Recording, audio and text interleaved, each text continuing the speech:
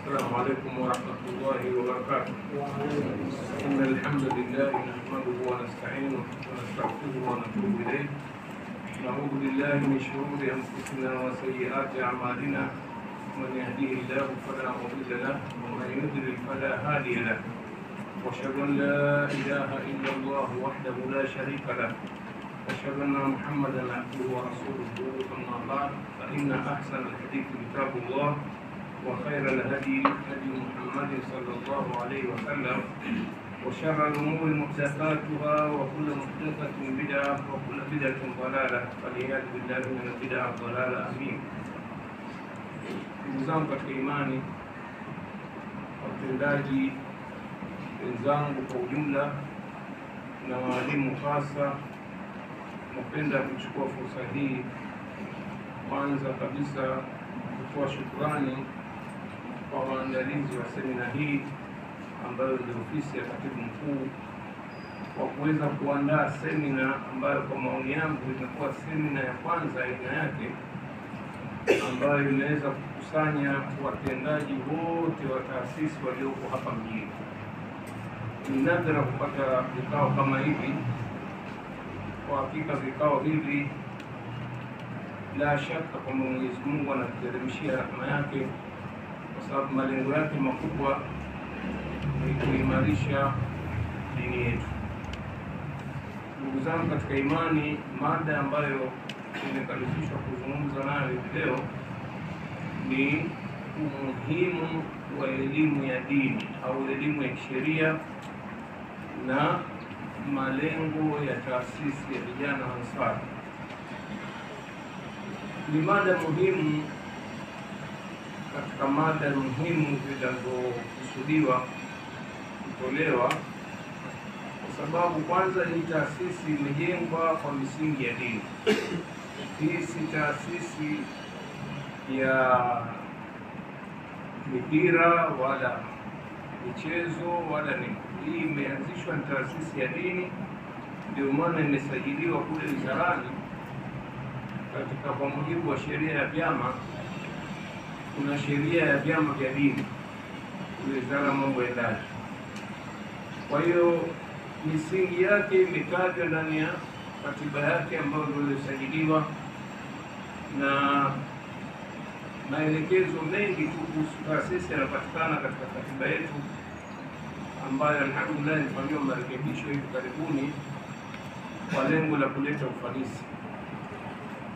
Na lengo hasa la kuzungumza mada hii leo ni kuwakumbusha watendaji hasa malengo makuu ya taasisi ambayo nitayataja hapa, na vile vile kuwakumbusha wajibu wenu kisheria kwamba katika nyinyi kuna walimu hasa ambao wa masomo ya dini na lugha ya Kiarabu, na kuna ambao wamekuwa wanafundisha masomo ya mazingira au secular subjects wanaziita. Lakini ndani ya taasisi hii tunahesabu kwamba wote hawa upande wa secular tunasema hawa wanakuja kusaidia dini, na hawa walimu wa dini ndio hawa wenyewe sawa wanaeneza hii dini. Ndugu zangu, elimu ya dini bali elimu kwa ujumla katika mwongozo wetu mtukufu wa Qur'ani ni katika vitabu ambavyo au Qur'ani ni katika vitabu ambavyo vichache katika hivi vitabu tunaambiwa ni vitabu kutoka mbinguni vilivyohimiza sana swala zima la dini. Kuna aya nyingi ambazo zimekuja ndani ya Qur'ani zikielezea fadhila za elimu na wenye elimu, halafu vile vile zikatoa njia ya kuelezea Waislamu kwa ujumla umuhimu wa kuitafuta hiyo elimu au talabul ilm kwa ujumla wake. Lakini kwa mujibu wa mgawanyiko wa wanachuoni, elimu zimegawanywa katika maeneo mawili makubwa au aina mbili kubwa. Elimu ya kwanza wanaita elimu ya mazingira, Halafu elimu ya pili kwa lugha ya leo wanaita elimu ya mwongozo au elimu ya dini au elimu ya sheria. Zote ni elimu, lakini hii elimu ya dini ndio imeambiwa kwamba ndio ashraful ulum, ndio elimu takatifu zaidi. Kwa nini? Kwa sababu ni elimu ambayo mhuja mwongozo wake kutoka kwa Mwenyezi Mungu Subhanahu wa Ta'ala kwa kupitia wahi, na wamekuja manabii kuja kufafanua mwongozo, iwe ni wa Qur'ani au vitabu vingine vilivyopita. Kwa upande wetu sisi umma wa Muhammad, kwamba Qur'ani imeshushwa kwa yeye na akaalizishiwa aifanyie ufafanuzi kwa kauli na matendo.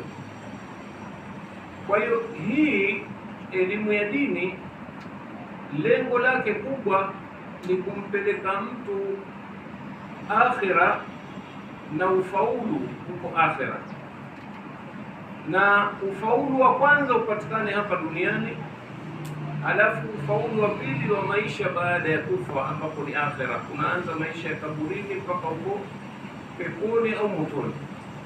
Kwa maana wale ambao watakuwa wamemtii Mola na mtume wake, Mwenyezi Mungu atawaruzuku pepo, watapata neema za huko, na wale ambao wamemkataa Mola Subhanahu wa Ta'ala na mtume wake, basi watakwenda kuadhibiwa. Sisi waumini tunaamini kwamba kuna thawabu na iqabu. Thawabu ndio hiyo pepo na iqabu ni moto.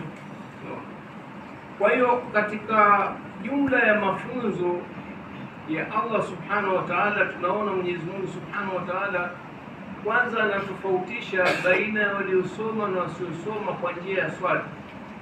Pale aliposema Allah Subhanahu wa Ta'ala, qul hal yastawi alladhina ya'lamuna walladhina la ya'lamun, je, wanaweza wakawa sawa wale ambao wenye kujua na wale ambao hawajui? Mwenyezi Mungu hapa kutuletea jawabu, kwa sababu mtu yoyote mwenye busara na akili na maarifa hawezi kusema eti wenye kusoma na wasiosoma ni sawa sawa, wenye elimu na wasio elimu ni sawa. Ni jambo ambalo la kimaisha ya kawaida, wala hitaji kwenda chuoni wala shule, kwamba mwenye elimu kwa hali yote yuko juu. Ndio maana Allah Subhanahu wa Ta'ala katika aya nyingine anabainisha fadhila za wale ambao wenye elimu kwa kuwapa daraja kubwa. Yarfa'illahu alladhina amanu minkum walladhina utul ilma darajat, Mwenyezi Mungu amewapandisha cheo wale ambao wameamini katika nyinyi na wale ambao wamepewa elimu kwa daraja nyingi sana.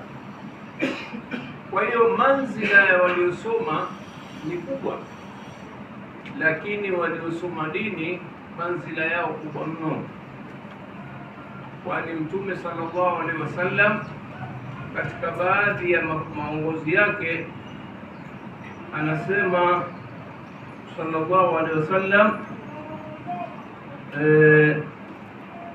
man yuridillahu bihi khaira yufaqihu fi din, yule ambaye Mwenyezi Mungu anamtakia kheri basi anamwelimisha dini. Ndio tunasema tushukuru Mola Subhanahu wa Ta'ala, wale ambao Mwenyezi Mungu ametupa ghera ya kujifunza dini na kuijua kwa kiasi kikubwa, unaona, kuelewa ile misingi yake, kwa sababu mwenye kuelewa dini basi amepata kama mwangaza au tochi ya kuweza kumulika, kujua lipi la kheri na lipi la shari. Ndio maana Mtume sallallahu alaihi wasallam Mtume akatuambia kwa Mwenyezi Mungu Subhanahu wa Ta'ala, wale ambao anawatakia kheri ni wale ambao amewapa elimu ya dini. Vile vile tunaona katika mwongozo wa Allah Subhanahu wa Ta'ala kuelezea ubora wa kuitafuta ile elimu. Tunaona Allah Subhanahu wa Ta'ala anasema, wama kana almu'minuna liyanfiru kaffa falawla nafara min kulli firqatin minhum ta'ifa liyatafaqahu fi ddin wa liyunziru qaumahum idha raja'u ilayhim la'allahum yahdharun. Haiwi waumini wote watoke wende pigana jihadi vita, litoke kundi japo wachache lende likajielimishe dini. Hapa imetajwa sasa kujielimisha dini, ili wakishaelimika wapate kurejea kwa watu wao, wende wakawahadharishe na yale ambayo wamejifunza. Aya hii iliposhuka, Mtume alikuwa Madina. Baada ya Waislamu kufikiwa na ujumbe huu, walitoka makundi na makundi ya Waislamu waliokuwa nje ya Madina mpaka maeneo ya mbali, wakaja kutawafadi katika mji wa Madina kujielimisha dini kwa Mtume sallallahu alaihi wasallam. Ndio pale kulianza kuzuka watu wanaitwa ashabu sufa. Ni watu ambao walikuwa hawana hali wala mali zaidi ya kutafuta elimu kwa Mtume sallallahu alaihi wasallam. Mtume akawajalia sehemu ya msikiti, wakawa wanaishi pale, wanakula na kunywa kwa sadaka za Waislamu ili kupata elimu ya dini. Na jinsi walivyokuwa wakila ni kwamba wakazi wa Madina ambao ni Maansar walikuwa wakikusanya sadaka zao wakipeleka pale msikitini, kuwaacha wale ambao walikuja kufaidika na elimu. Wakishachukua elimu kiasi fulani wanaondoka. Unaona, Mtume anawapa mwongozo wakienda kule kwenda kuwasaidia ndugu zao. Katika masahaba wakubwa ambao wameishi eneo hilo ni sahaba Abu Huraira radhiallahu anhu. Yeye kwa hakika alisilimu miaka mitatu kabla ya kufa kwa Mtume sallallahu alaihi wasallam, lakini anasifiwa na wanachuoni wa hadithi kwamba ni katika waliopokea hadithi nyingi sana, min al-mukthirina fi riwayat al-hadith. Kwa nini? Alikuwa yuko bega kwa bega na Mtume mpaka akienda sokoni unaye, na ule mfumo wa elimu aliokuwa Bwana Mtume anautoa haukuwa msikitini tu, ilikuwa kila anapokwenda, unaona, anatoa elimu. Na Mwenyezi Mungu alimjalia huyu bwana kwa sababu aliombewa dua na Mtume sallallahu alaihi wasallam, akajaliwa kuweza kudhibiti au kudhibiti yale yote aliyokuwa anapokea kwa Mtume sallallahu alaihi wasallam. Kwa hiyo alipata hazina kubwa. Ndio maana utakuta katika hadithi mara nyingi utakuta hadithi kana Rasulullah kadha kadha rawahu an fulani fulani an fulani, yani mwisho kabla ya Mtume sallallahu alaihi wasallam ani Abi Huraira. Pokea Abu Huraira kutoka kwa Mtume sallallahu alaihi wasallam, kapokea hadithi nyingi sana. Tunajivuna na kheri aliyoifanya kwa umma wa Kiislamu. Jingine ambalo Mtume sallallahu alaihi wasallam amejalia ubora wa kutafuta elimu ni manzila ya jihadi fi sabilillah. Pale aliposema sallallahu alaihi wasallam, man kharaja fi talabi alilmi fahuwa fi sabilillah hatta yarja, yule anayetoka kwa ajili ya kutafuta elimu basi huyo yuko katika njia ya Mwenyezi Mungu. Hapa inakusudiwa jihadi mpaka atakaporejea. Hii kuonyesha namna gani kwamba hii jihadi, hii elimu ya dini ikitafutwa kwa nia njema, ikhlas kwa ajili ya Allah, inageuka fadhila zake ni kama jihadi, kwenda vitani, kwenda kupigana kwa ajili ya kunusuru Uislamu. Na hata hii aya niliyotangulia kuitaja hapa, wanachuoni wanaona kwamba hii ni jihadi mbadala, kwamba kuna watu wanakwenda kupigana vita, lakini Mtume sasa wengine wabaki hapa ndio elimisha, kuonyesha kwamba ni jihadi mbadala. Kwa hiyo yule ambaye anatoka kwa ajili ya kutafuta elimu, njiani amepatwa na mauti, anahesabiwa amekufa mujahid fi sabilillah, fadhila zile zile za jihadi. Unaona, au kwenda kusoma narudi nyumbani kapata ajali mfariki, anahesabiwa amekufa mujahid. Kwa hiyo ni jambo kubwa sana ndugu zangu. Jingine kuhusu hukumu ya kutafuta elimu ya dini, jambo ambalo watu wengi maskini ya Mungu hapa nchini hawajui kwamba kutafuta elimu ya dini ni faradhi. Hii ni kwa kauli ya Mtume sallallahu alaihi wasallam, talabul ilma faridha ala kulli muslim. Kutafuta elimu ni faradhi kwa kila Muislamu. Hapa wanazungumza wanachuoni, makusudio ya elimu hii ni elimu ya kisheria, elimu ya dini, sio elimu zote. Ndio maana katika ugavi wa elimu wanachuoni baada ya kugawa elimu hii ya kwamba kuna elimu ya mazingira na elimu ya dini, basi wanasema hii elimu ya dini kuitafuta ni faradhi ya mtu binafsi, wanaita faradhu ain, kwamba mtu mpaka anafikia umri mkubwa, ima si baba yake au yeye mwenyewe hakufanya juhudi ya kumtafutia elimu. Kama ni baba atapata dhambi, na kama ni wewe ushafikia umri wa baligh utaendelea kupata dhambi. Kwa nini? Kwa sababu una wajibu wewe binafsi, na wajibu ule wakati wewe ni mdogo anabebeshwa baba yake mzazi. Atakuja kuulizwa siku ya Kiyama, kwa nini huyu mtoto kumfundisha kumjua Mola wake, mtume wake, kumfundisha ibada, kumfundisha yale mambo ya msingi? Kullukum ra'in wa kullukum mas'ulun an ra'iyati, nyote nyinyi ni wachungaji na kila mmoja ataulizwa juu ya chunga wake. Kwa hiyo ichukulie wewe ndugu yangu Muislamu kwamba ikiwa umefikia umri wa miaka 20, 30, 40 hujui mambo ya msingi ya dini, basi ujue uko katika mstari wa hatari. Unatakiwa umjue Mola wako kwamba yeye ndio anastahili kuabudiwa peke yake. Kwa maana nyingine, kulijua somo la tauhid ipasavyo, vile vile kujua ibada zako za wajibu. Kwa mfano, ibada ya swala watakiwa mpaka umefikia umri wa baligh unajua kwamba kuna swala za wajibu, kuna saumu za wajibu, baadhi ya hivi swala za sunna, na wewe unayajua mambo ya msingi ya dini yako. Ndio maana sasa tunasema mtu ambaye hakujifunza mpaka akafikia umri wa baligh, labda kwa njia ya baba yake amefariki au baba kazembea juu ya hilo, wewe hutowajibika. Lakini mara baada ya baligh ukiendelea kukaa na uzembe huu miaka mpaka 40 hujui hata suratul Fatiha, basi jiandae na jahannam. Bila Mola kukadirie mwisho umri wako badiliki, lakini ukifa hivyo utakufa katika hasara. Kwa hiyo swala hili kwa ujumla, bahati mbaya wazazi wengi hawajui. Ndio maana wazazi wengi wanakimbilia kuwapeleka watoto wao katika manasari school. Kwa nini? Kwa sababu malengo makubwa wanayofikiria Waislamu na wasiokuwa Waislamu ni dunia yao, hawajui akhira yao. Tushadiriki watu wangapi wakati wa uhai wetu huu wa kidawa, kwamba anakuja kijana mfano amaliza form 6 anataka kazi ya ualimu na pengine kasomea na chuo cha ualimu, lakini wallahi namfanyia mukabala interview ndogo tu, mingapi nguzo za imani hajui, nguzo za swala hajui, na yule mwenye kujua nazitaja chache, nyingine hazijui. Haya ndio mambo ya msingi. Sasa wewe mpaka unamaliza form 6 unaingia chuo cha ualimu au chuo kikuu hujui.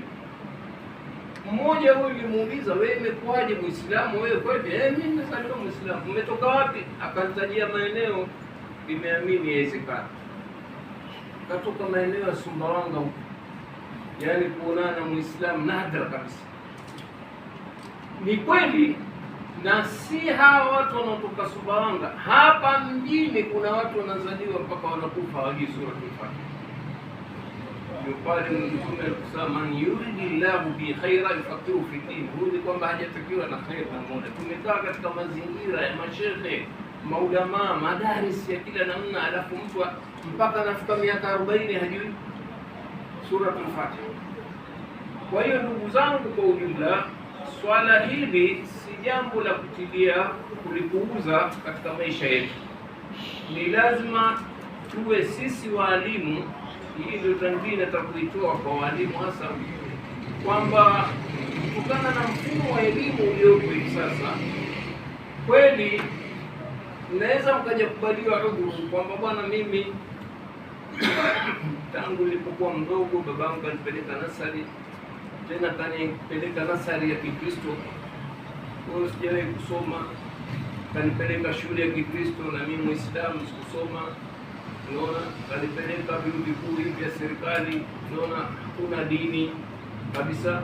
Au pengine kanipeleka kwenye shule za serikali. Shule za serikali, ujanja uliofanywa na Waislamu, wameweka mada wanaita mada ya dini, iko hiki mara moja dakika 45. Lakini serikali yetu tofauti na Kenya.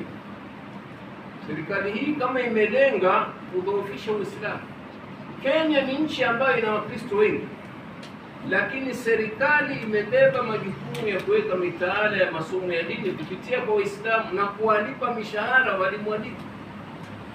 Hapa ujanja uliotumika, ili msilalamike, mmewekewa vipindi vya dini, lakini waliposema kwamba serikali haina dini, haya ni majukumu ya mashirika ya Kiislamu, pelekeni nyinyi Waislamu kwenye mashule. Sasa hebu niambie, hapa Tanga nishawahi kuwahoji baadhi ya vijana kwamba je, shule zenu hapa mjini kuna walimu wa dini? Pengine sasa wanakuja baadhi, kuna siku wanakuja, siku hawaji. Na ndio hivyo. Kwa sababu gani? Hawakuajiriwa, ni watu waliojitolea. Mtu kama anajitolea, siku yani kapata nafasi atakwenda, siku hakuna mtu wa kumhoji. Kwa hiyo mpaka hapa kwenye miji ya Waislamu tatizo hili lipo. Seuze nchi ambazo ziko mbali na Uislamu kwa kiasi kikubwa, maeneo kama Mbeya, Sumbawanga, asilimia kubwa ya wakazi wake sio Waislamu. Kwa hiyo hili ni tatizo sugu kwa upande wa Uislamu. Mzazi huyo anamsomesha mwanaye mpaka chuo kikuu, lengo lake kubwa apate ajira, mwanaye aje kumsaidia. Kwa sababu hakumpa misingi ya dini, yule mtoto maisha yake, akhlaki zake zinakuwa ni mbaya mno. Anakwenda kwa mujibu wa mazingira yanapokwenda nchini, kwa sababu mazingira yaliyopo hivi sasa, vyombo vya habari pamoja na mitandao ndio inapeleka watu. Akhlaki za watu zimegeuka mara moja, kutokana na siku hizi imekwenda mpaka na mashehe waimba hadharani. Unaona mambo ya ovyo ovyo, mara nyingine ndio mashehe wanazungumza, unaona matusi, manini, vitu kama hivyo. Kwa hiyo hakuna modeli au mtu wa kuigwa katika jamii, kwa sababu wamekithiri waovu, wamekithiri watu waliokuwa nje ya maadili, unaona. Kwa hiyo sasa nachotaka kuambia ndugu zangu ni kwamba kazi ya ualimu ni kazi adhimu sana, kwa mujibu wa mafunzo aliyokuja nayo Mtume. Kwanza yeye mwenyewe sallallahu alaihi wasallam ni mwalimu, innama bu'ithtu muallima, mimi nimetumwa mwalimu, na ndio kazi ya manabii na mitume kuja kuelimisha. Kwa hiyo ujue wewe kama ni mwalimu, na hasa mwalimu wa dini, ni ashraful ulum, uko katika manzila kubwa sana. Ndio pale Mtume sallallahu alaihi wasallam asema, khairukum man taallama alqur'ana wa 'allama, mbora wenu ni yule ambaye anaelimisha watu Qur'ani na anaelimisha, yani yeye anasoma Qur'an na anaelimisha. Tungelipaswa jamii ya Waislamu tuwape manzila kubwa watu hawa, kutokana na kauli hii ya wahi kwamba hawa ndio bora. Lakini leo kinyume, jamii jinsi ilivyoendeshwa, kwamba hawa walimu wa dini ndio wamedharaulika katika jamii, na mifumo bahati mbaya iliyokuwa nayo walimu na mashehe wetu wa zamani imepelekea hii dini kwa ujumla kudharaulika na watu wenye dini kuwa wanadharaulika. Mimi nakumbuka wakati ninaenda masomoni, nilipochaguliwa kwenda Saudia, baadhi ya marafiki zangu nilisoma nao sekondari, nasikia kupata nafasi ya kwenda Saudia kwenda kusoma dini. Ndio, alhamdulillah. What next? Unaona, sijui wazungu unaelewa. Yaani haya, wewe ukienda soma dini kitu gani baadaye? Kwa nini? Yaani wana maana kwamba huna impact, huna chochote katika jamii. Ukija wewe mwisho yote utashona mahirizi na kufanya makombe. Na ndio kazi kubwa ya walimu wa dini sasa.